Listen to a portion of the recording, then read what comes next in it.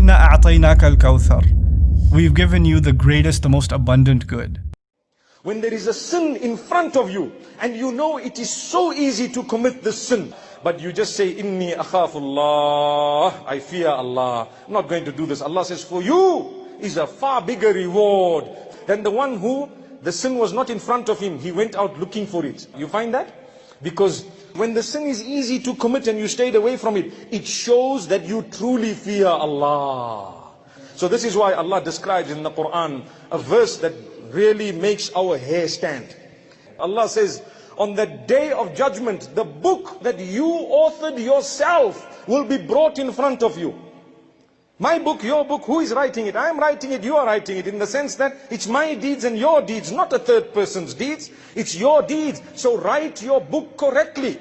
When you are authoring a book, you don't want there to be English language mistakes. You do want someone else to check it, someone to edit it, someone to do something. Wallahi, make sure that you understand the most important book that you will ever receive in the akhirah. It is your book of deeds, which you wrote yourself. And you cannot deny it. The Quran tells us, who are the criminals?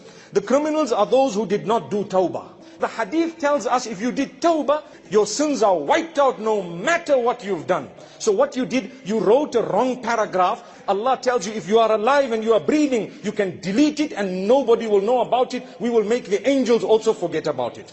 Wallahi, we need to author the book well. So the mujrim will say on that day and will be worried. Worried meaning they know they've done bad deeds. Now they're waiting for the results. When you were lazy and you wrote your examinations, you are worried. Worried about results when they come.